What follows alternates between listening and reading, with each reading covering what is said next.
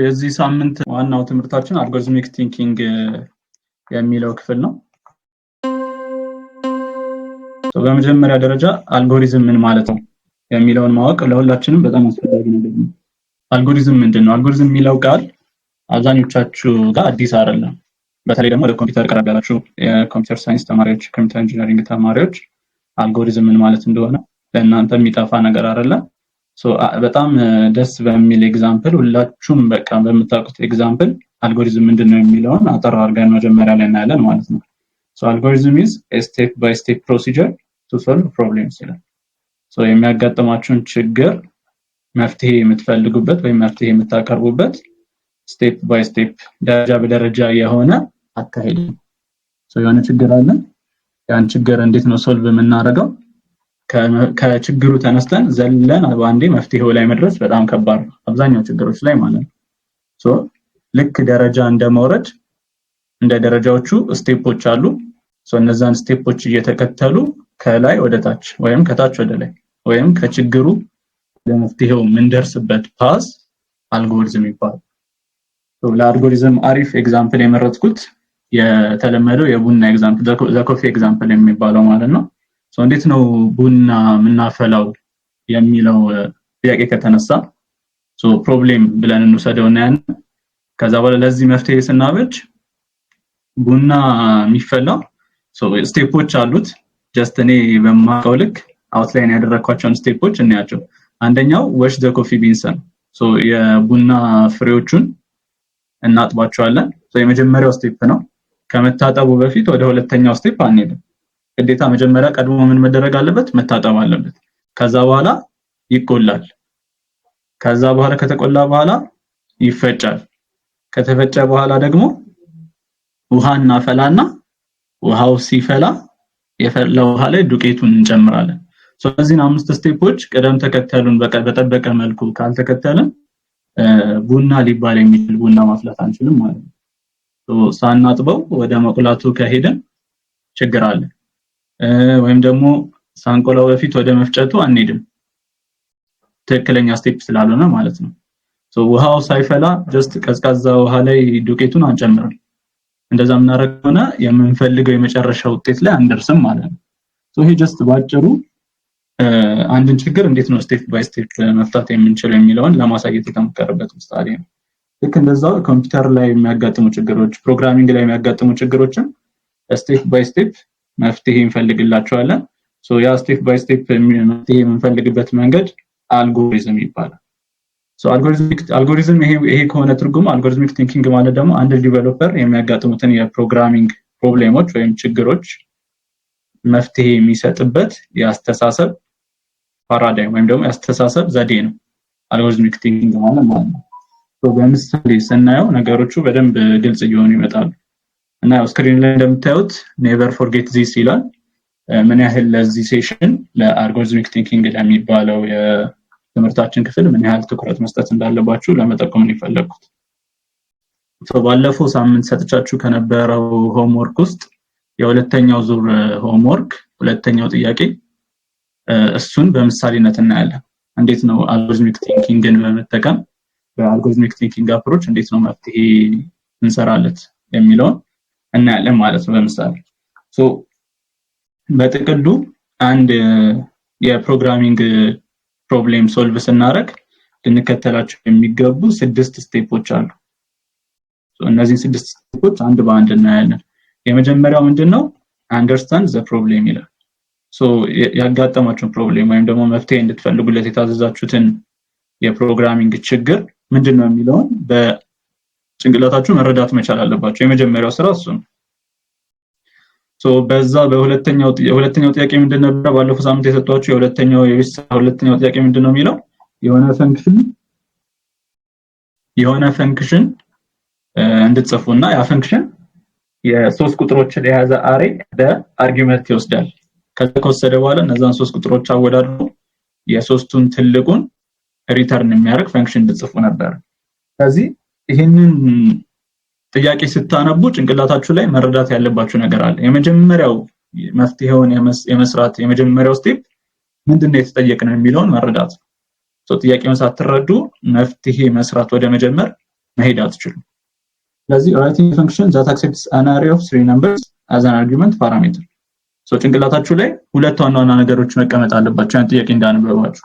አንደኛው ነገር ምንድነው የምጽፈው ፈንክሽን ነው እና ይሄ ፈንክሽን 3 ቁጥሮችን በውስጡ የያዘ አሬ እንደ ፓራሜትር ይቀበላል። ምንድነው የሚቀበለው? የሚሰራውን ስራ የማወዳደሩን ስራ ለመስራት ፈንክሽኑ እነዛ 3 ቁጥሮችን የያዘ አሬ መቀበል መቻል አለበት። ያለነሱ ስራውን መስራት አይችልም ማለት ነው። የመጀመሪያው አንደርስታንዲንጋችሁ ይሄ ነው። ሁለተኛው ነጥብ ደግሞ መረዳት ያለባችሁ ነገር ምንድነው? እነዛን የተቀበለውን ቁጥሮች ማወዳደር መቻል አለበት።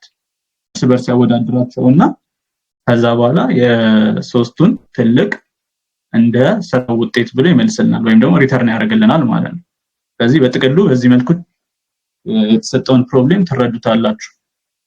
ከዛ ሁለተኛው የአልጎሪዝሚክ ቲንኪንግ ሁለተኛው ስቴፕ ደግሞ ወረቀት ላይ ሶልቭ ማድረግ ነው የተሰጠውን ፕሮብሌም ማለት ነው። ይሄ ወረቀት ላይ ሶልቭ ማድረግ የሚባለው ነገር በአብዛኛው ማትማቲካሊ የሆኑ የፕሮግራሚንግ ፕሮብሌሞችን ስትሰሩ የሚያስፈልጋችሁ ፓርት ነው።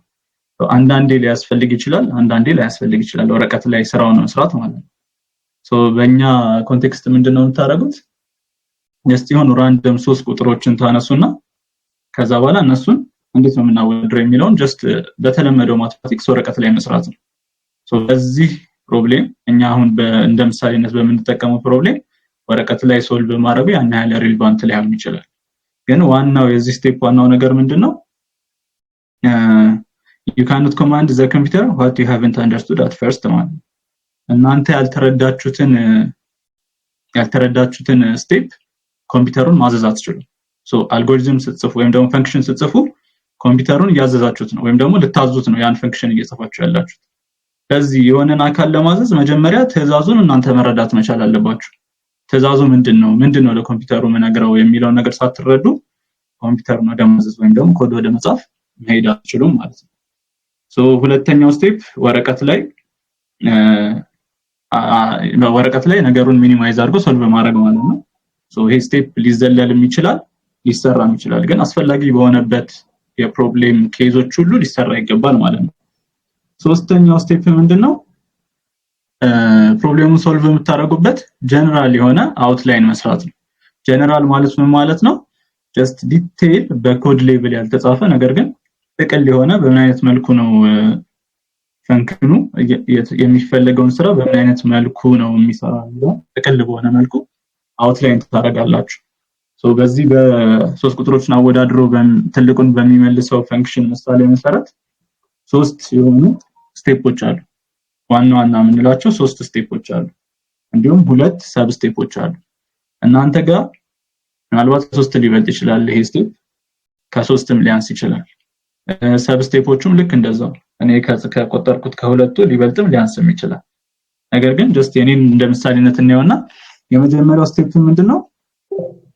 አንድ ፈንክሽን አለ። ያ ፈንክሽን 3 ቁጥሮችን የያዘ አሬ ይወስዳል። የመጀመሪያው የፈንክሽናችን ታሪክ የሚጀምረው እዚህ ጋር ነው። ከዛ በኋላ ሁለተኛው ስቴፕ ምንድነው? እነዛን 3 ቁጥሮች ያወዳድራል። ነገር ግን በምን አግባብ ነው የሚያወዳድረው የሚለውን ኢን ዲቴይል አላየንም። ስለዚህ እዚህኛው ስቴፕ ላይ ጀነራል ስቴፕን አውትላይን የምናደርግበት ስቴፕ ላይ እንዴት ነው እነዛን 3 ቁጥሮች የሚያወዳድረው የሚለውን አውትላይን ታደርጋላችሁ ማለት ነው። ሁለት ዋና ነገሮች አሉ። አንደኛው ምንድነው? ካሉት ከ3ቱ ቁጥሮች ውስጥ ሁለቱን ፒክ ያደርግና ከ3ቱ ራንደምሊ ሁለቱን ወይም ደግሞ የመጀመሪያዎቹን ሁለቱን ፒክ ያደርግና ፈንክሽኑ ከዛ ሁለቱን ያወዳድራቸዋል። ሁለቱን ሲያወዳድር የሚያገኘውን ትልቁን ቁጥር የሆነ ቫሪያብል ላይ ይይዘዋል ማለት ነው። የሁለቱን ትልቅ ማለት ነው። ከዛ በኋላ የሁለቱን ትልቅ የሆነ ቫሪያብል ላይ ካስቀመጠ በኋላ ያንን ትልቁን ቁጥር የሁለቱን ታላቅ ከሶስተኛው ቁጥር ጋር ያወዳድራል። ይሄ ጥቅል የሆነ እንዴት ነው ማወዳደር ያለበት የሚለውን አንደርስታንድ ታደርጉበት ጥቅል የሆነ ነው ማለት ነው። ጥቅል የሆነ አንደርስታንዲንግ ነው ማለት ነው። ከዚህ መጀመሪያ 2 ቁጥሮች ያወዳድራል። የሁለቱን ታላቅ ይወስዳል። ከዛ ከሶስተኛው ጋር ያወዳድረዋል። ከዛ መጨረሻ ላይ የሚወዳደሩት የሁለቱን ታላቅ ይወስድና ከዛ መጨረሻ ላይ ምንድነው የሚያደርገው? የሶስቱን ታላቅ ብሎ ያገኘው ይመልስልናል ማለት ነው። በዚህ መልኩ ነው ከሄዱ የሚሄደው። ይሄ ሶስተኛው የአልጎሪዝሚክ ቲንኪንግ ስቴፕ ነው። አውትላይን የጀነራል ስቴፕ የሚለው ማለት ነው። ከዚህ በመቀጠል አራተኛው ስቴፕ ምንድነው? ራይት ሲዶ ኮድ ይላል። ሲዶ ኮድ ማለት ምን ማለት ነው? ቃሉ ለብዙዎቻችሁ አዲስ ሊሆን ይችላል፣ በተለይ ፕሮግራሚንግ ባክግራውንድ የሌላችሁ ልጆች። ሲዶ ኮድ ማለት በኮድ እና በኖርማል የእንግሊዘኛ ጽሁፍ መሃል ያለ ኮድ የሚመስል የአልጎሪዝም ሪፕሬዘንቴሽን ነው። ሶ ኤግዛክትሊ ኮድ አይደለም። ጃቫስክሪፕት ወይ PHP ወይ ፓይተን ብለን ልንገልጸው የምንችለው ኮድ አይደለም። ኤግዛክትሊም ደግሞ የእንግሊዘኛ ጽሁፍ አይደለም። ማንም እንግሊዘኛ የሚችል ሰው ሊያነበው የሚችለው አይነት ጽሁፍ አይደለም። በሁለቱ መሃል ያለ የአጻጻፍ ስርዓት ነው። አልጎሪዝማችሁን ሞር ቪዥዋላይዝ ለማድረግ የምትጠቀሙበት የጽሁፍ አይነት ነው ማለት ነው። ሲዶ ኮድ ይባላል። ሶ ለዚህ ፕሮብሌም እኛ ለመረጥነው ፕሮብሌም ለምሳሌ ይሄንን ሲዶ ኮድ ማየት እንችላለን። ስክሪኑን ላስፋውና ይሄንን ሲዶ ኮድ ፈንክሽን ከሚለው ፓርት ጀምሮ ያለችውን ይሄ ነው ማለት ነው። ይሄን ፓርት ያጠቆርኩትን ፓርት እንደ ሲዶ ኮድ ነው እና እንደ ሲዶ ኮድ ልንጠቀመው እንችላለን ማለት ነው። ሶ የመጀመሪያው ስራ ከላይ ሶስተኛው ስቴፕ ላይ እንዳያችሁት የመጀመሪያው ስራችን ምንድነው? ወይም ደግሞ አውትላይን ያደረግነው ጀነራል ስቴፕ ላይ የመጀመሪያው ነገር ምንድነው? ፈንክሽኑ ሶስቱን ቁጥሮች መቀበሉ ነው እንደ አሬ። ከዚህ እዚህ ጋር እንደምታዩት ፈንክሽን ይልና ሶ የፈንክሽን ኔም ይላል ሲዶ ኮዱ። ከዛ በኋላ አሬውን እንደ ፓራሜትር ይወስዳል ማለት ነው። ከዛ በኋላ የፈንክሽኑ ዲፊኒሽን አለ። ይሄ እንደምታዩት ኤግዛክት የጃቫስክሪፕት ኮድ አይደለም፣ ነገር ግን በጣም ጃቫስክሪፕትን ይመስላል ሲዶ ኮዱ ማለት ነው። ወደ ኮድ የቀረበ ነው አጻጻፉ ራሱ ማለት ነው። ከዛ በኋላ ይሄንን ካረግን በኋላ በውስጡ ቫሪያብል ዲክሌር እናደርጋለን። ሶ ቫሪያብል ግሬተስት እኩል ይሆናል 0 ብለን ኢኒሻላይዝ እናደርጋለን። ጀስት እንደ ሲዶ ኮድ ኢኒሻላይዜሽኑም አያስፈልግም። ብቻ ግን ግሬተስት የሚባል ቫሪያብል ክሬት እናደርጋለን። ይሄን ቫሪያብል ክሬት የምናደርገው ለምንድን ነው?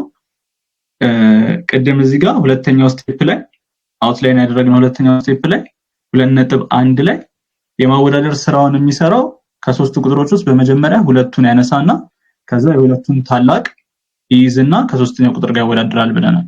ሶ የመጀመሪያ ሁለቱን ቁጥሮች ሲያወዳድር የሚያገኘውን ታላቃቸውን ለጊዜያዊነት የሚይዝበት ቫሪያብል ያስፈልጋል። ሶ ያቺን ቫሪያብል ነው ከሶስተኛው ጋር አወዳድሮ የመጨረሻውን ትልቁን የሚነግረን ማለት ነው።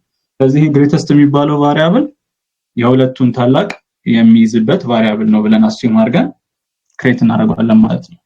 ከዛ በኋላ ጉዳያችንን በኢፍ ኤልስ ስቴትመንት ነው የምንቀጥለው የማወዳደሩን ስራ ማለት ነው። ሶ 2.1 ምንድነው የሚለው? እዚህ ጋር እንደምታዩት ሁለቱን ያነሳና መጀመሪያ ላይ ያወዳድራል። ስለዚህ የመጀመሪያ ሁለቱ አሬ ኢንዴክስ 0 እና አሬ ኢንዴክስ 1 ነው የሚወዳደሩት። በዚህ አጋጣሚ አሬ እንዴት ነው አክሰስ የሚደረገው የሚለውን አስታውሳችሁ ፈልጋለሁ። ባለፈው ክላሳችን ላይ አይተናል መሰለኝ።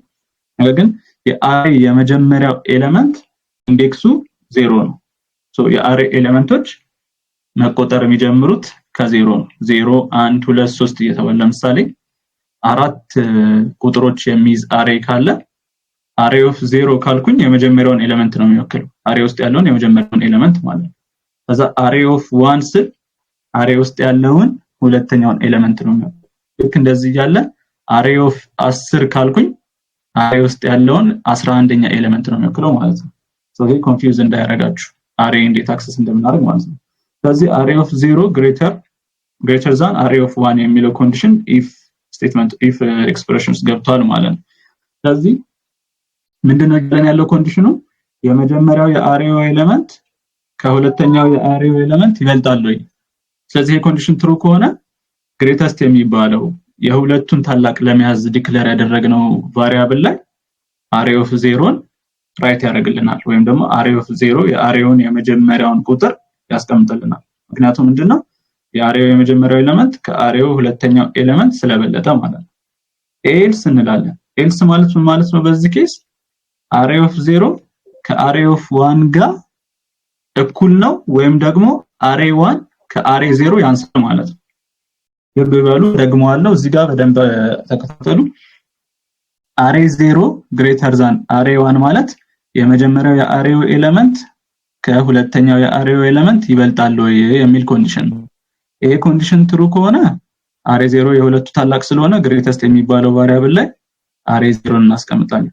ይሄ ኮንዲሽን ፎልስ ከሆነ ግን ኮንዲሽን ፎልስ ከሆነ ግን ግሬተስት የሚባለው ቫሪያብል ላይ አሬ ዋንን ወይም ደግሞ የሁለተኛውን የአሬውን ኤሌመንት እናስቀምጣለን።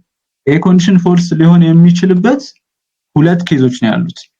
አንደኛው አሬ 0 እና አሬ 1 እኩል ሲሆኑ፣ ሁለተኛው ኬዝ ደግሞ አሬ 1 ከአሬ 0 በሚበልጥበት ጊዜ ማለት ነው። ስለዚህ በእነዚህ በሁለቱም ኮንዲሽን ኤልስ ብለን ያስቀመጥነው ስቴትመንት ሳቲስፋይ ያደርግልናል የምንፈልገውን ነገር ማለት ነው። የሁለተኛው የአሬው ኤሌመንት ከአሬው 0 ጋር እኩል ከሆነ፣ ለምሳሌ ሁለቱም 5 5 ከሆኑ ስለዚህ ግሬተስት የሚባለው ቫሪያብል ላይ ከሁለቱ አንዱን መርጠን ማስቀመጥ እንችላለን። ስለዚህ አሬ 1 ብንለው የምንፈልገውን ነገር አሳክተናል ማለት ነው። ሁለተኛው ደግሞ ይሄ ኮንዲሽን ፎልስ የሚሆንበት ኬዝ ምንድነው? አሬ 1 የአሬው ሁለተኛው ኤሌመንት ከአሬ 0 ወይም ከአሬው የመጀመሪያ ኤሌመንት ከበለጠ ነው። ስለዚህ በዛ ጊዜ ደግሞ አሁንም ግሬተስት እኩል ይሆናል አሬ 1 ብለን ያስቀመጥነው ስቴትመንት ይሄንንም ኬዝ ኮንሲደር ያደርግልናል ወይም ሳቲስፋይ ያደርግልናል ማለት ነው። ስለዚህ በዚህ መልኩ የሁለቱን ቁጥሮች አጠቃቀኛል ማለት ያስቀመጥነው ግሬተስት የሚባለው ቫሪያብል ላይ። ከዛ በመቀጠል ምንድነው የምናደርገው? ግሬተስት ላይ ያስቀመጥነውን የሁለቱን ታላቅ ከሶስተኛው የአሬው ኤሌመንት ወይም ደግሞ አሬ ኢንዴክስ 2 ብለን አክሰስ ከምናደርገው ኤሌመንት ጋር ማወዳደር ነው። ከዛ አወዳድረን የሁለቱ ታላቅ የውድድሩ የመጨረሻው ታላቅ ይሆናል ማለት ነው። ስለዚህ አሬ 2 is greater than ግሬተስት ላይ ካስቀመጥነው ቫልዩ ጋር ይሄ ኮንዲሽን እንግዲህ ግልጽ ነው። ከዛ የኮንዲሽን ትሩ ከሆነ ግሬተስት የሚባለው ቫሪያብል ላይ የሁለቱ ታላቅ ይተውና አሬ 2 ይጻፋል ማለት ነው። ለምን? የሁለቱ ታላቅ ብለን ከያዝነው አሬ 2 ስለበለጠ ማለት ነው። ስለዚህ ይሄ ስቴትመንት ይጻፋል። ይሄ ስቴትመንት ትሩ ካልሆነ ደግሞ ግሬተስት እንዳለ ይቀጥላል ማለት ነው። ስለዚህ የቀረን ሶስተኛ ኤሌመንት ከሁለቱ ታላቅ ጋር ሲወዳደር እኩል ከሆነ ወይም ደግሞ መጀመሪያ ላይ የሁለቱ ታላቅ ከበለጠ እዚህ ግሬተስት ላይ ምንም ማድረግ ስለማይጠበቅብን የመጨረሻ ስራችን ይሆናል ማለት ነው። ከዛ በኋላ ስራችንን የማወዳደር ስራውን ጨርሰን ከሶስቱ ትልቁን ግሬተስት ላይ ስናገኝ ሪተርን እናደርጋለን ማለት ነው። የፈንክሽኑ የመጨረሻው አውትፑት ግሬተስት የሚባለው ቫሪያብል ላይ ያለው ቫልዩ ይሆናል ማለት ነው። ትንሽ ውስብስብ ካለባችሁ መጨረሻ ላይ ጥያቄ ትጠይቁኛላችሁ ወይም ደግሞ ቀለል አድርገን ልንደግመው እንችላለን ማለት ነው። ይሄ አራተኛው የአልጎሪዝሚክ ቲንኪንግ አፕሮች ስቴፕ ነው ወይም ደግሞ አንድ ጃቫስክሪፕት ፕሮብሌም ሶልቭ ስናደርግ ከምንከተለው ስቴፖች ውስጥ አራተኛው ስቴፕ ነው። እሱም ሲዶ ኮድ መጻፍ ይባላል። ከዛ አምስተኛው ስቴፕ ምንድነው? ትክክለኛውን ኮድ መጻፍ። እኛ ጃቫስክሪፕት ስለሆነ እየተማርን ያለ ነው ያን ትክክለኛ ኮድ በጃቫስክሪፕት እንጽፋለን። ራን ስናረጋው ጃቫስክሪፕት ላይ ራን ማድረግ የሚችለው ኮድ ነው ትክክለኛ ኮድ ማለት። ሲዶ ኮድን ግን ወስደን ራን ብናደርገው ሲንታክስ ህጎቹን ስለማያሟላ ራን ሊያደርግልን አይችልም ማለት ነው። ስለዚህ ይሄንን የተጻፈ ኮድ ያንን ሲዶ ኮድ ወደ ሪል ኮድ ቀይሬ ነው የጻፍኩትና ይሄንን ራን አድርገን እናየዋለን።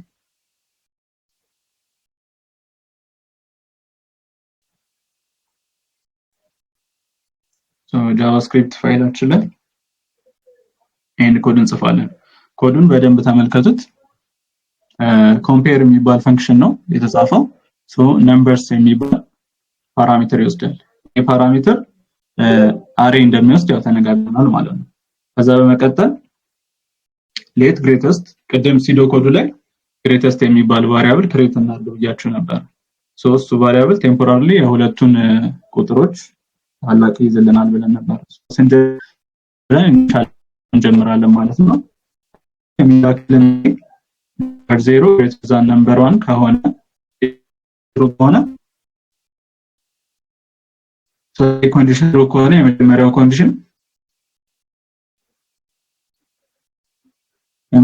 ኮንዲሽን ትሩ ከሆነ ቴስት የሚባለው ቫሪያብል ላይ ነምበር 0 ኮንዲሽን ትሩ ፎልስ ከሆነ ደግሞ ግሬት የሚባለው ቫሪያብል ነምበር 1 ያስቀምጥ numbers 1 ያስቀምጣል።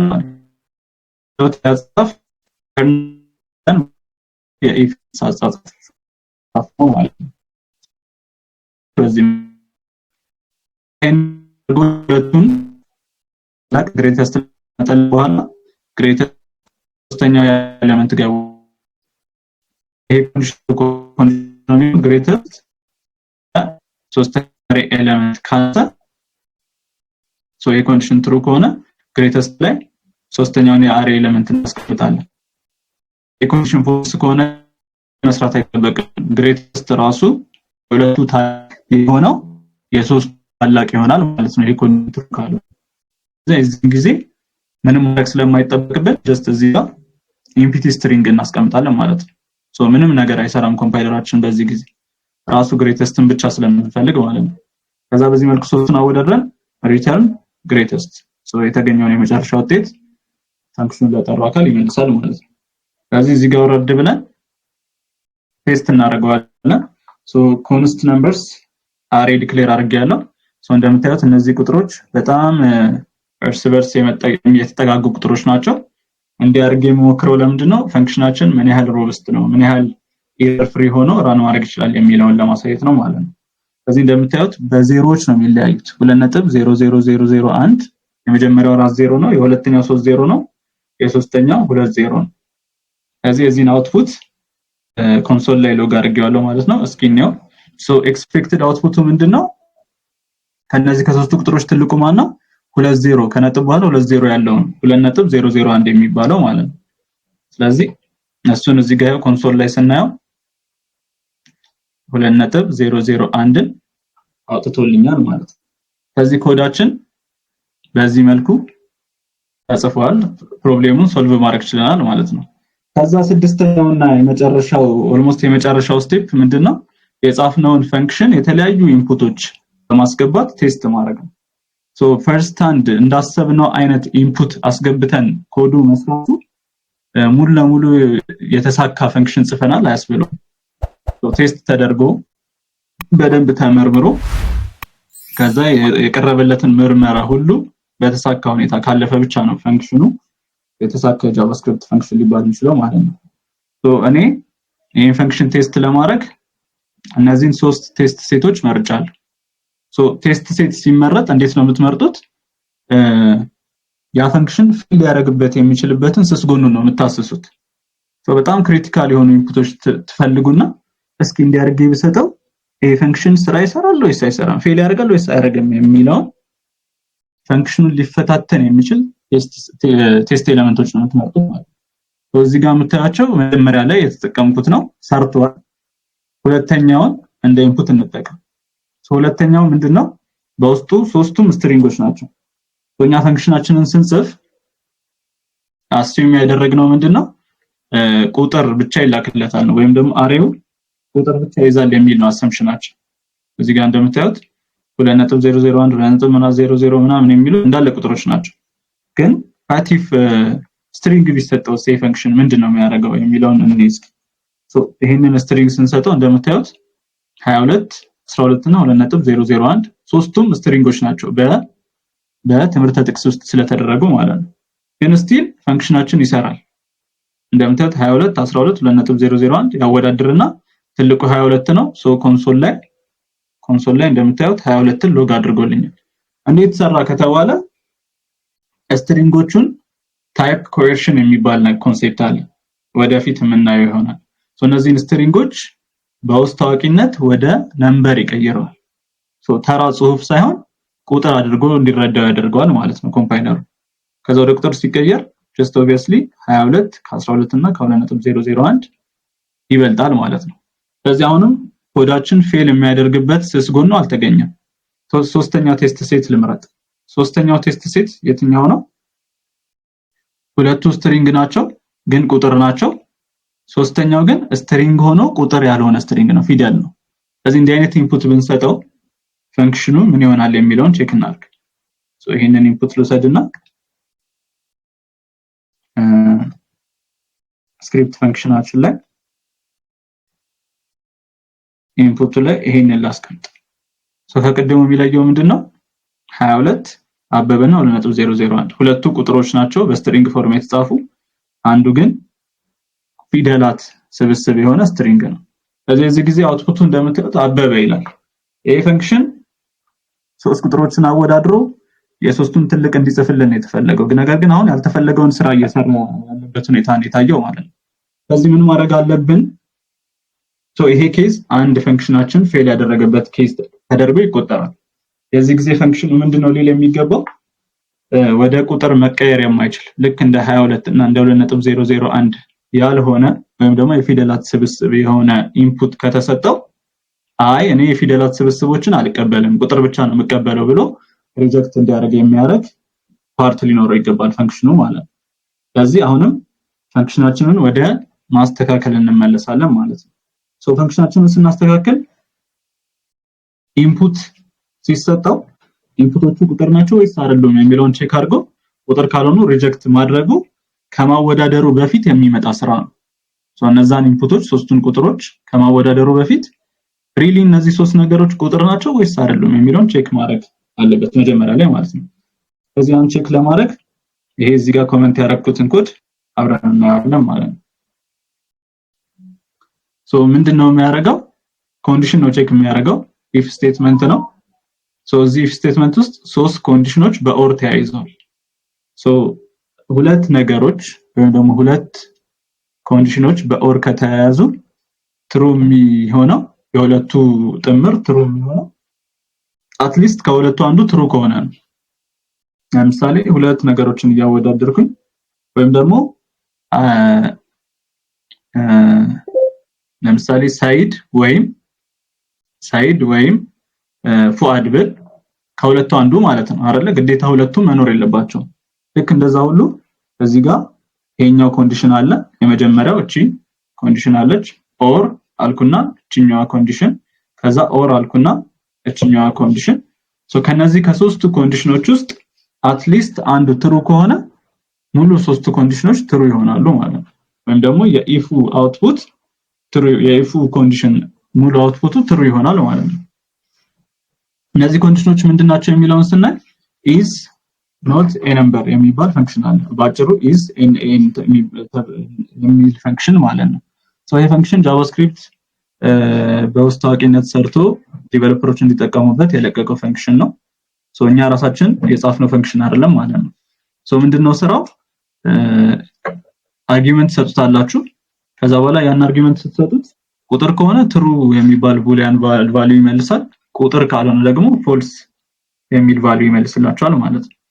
ስለዚህ ቁጥር ናቸው ወይስ አይደሉም የገቡት ኢንፑቶች የሚለውን ቼክ ለማድረግ ነው እየተጠቀምንበት ያለነው። እቺ የኦር ምልክት ናት።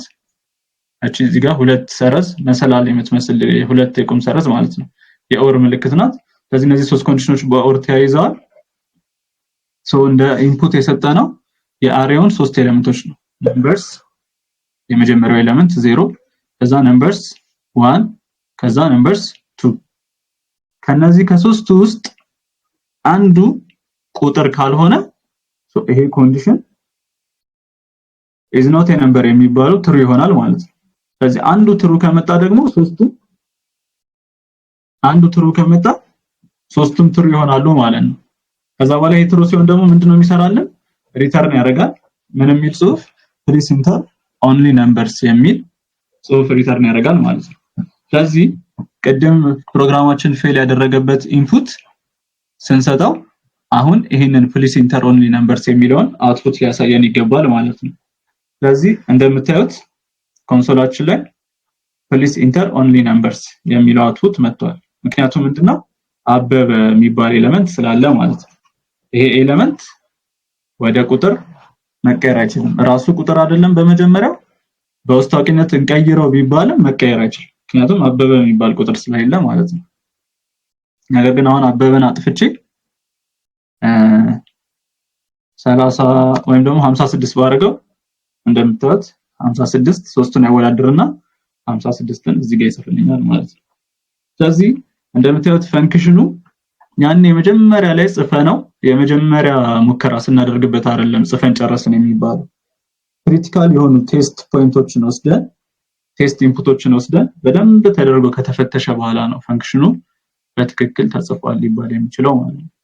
ለምሳሌ አሁን 22ን ወደ ስትሪንግ ኤስዲ ብዬ ወደ ስትሪንግ ብቀይረው እንደምታዩት please enter only numbers የሚለው አውትፑት ድጋሚ ይመጣል ማለት ነው። ይሄንን ወደ ቁጥር መልሼ ከዛችን 2.001ን ደግሞ አሁንም ስትሪንግ ባረጋት አሁንም please enter only numbers ማለት ነው። ከሶስቱ አንዱ ቢያንስ ከሶስቱ አንዱ ቁጥር ካልሆነ please enter only numbers የሚለው አውትፑት ይመጣል ማለት ነው። ስለዚህ ፈንክሽናችን በዚህ መልኩ ሙሉ ለሙሉ ተጽፎ ያልቃል ማለት ነው። የአልጎሪዝሚክ ቲንኪንግ ይህን ይመስላል። ለማጠቃለል ያህል የአልጎሪዝሚክ ቲንኪንግ ስቴፖች 6 ናቸው። አንደኛ የተጠየቅነውን ጥያቄ መረዳት ወይም ደግሞ የተሰጠንን የቀረበልንን ችግር የፕሮግራሚንግ ችግር መረዳት ነው የመጀመሪያው ስቴፕ። ሁለተኛው ስቴፕ እንዳስፈላጊነቱ ምንጠቀምበት ወይም ምንተወው ስቴፕ ማለት ነው ወረቀት ላይ ፕሮብሌሙን ሶልቭ ማድረግ ነው።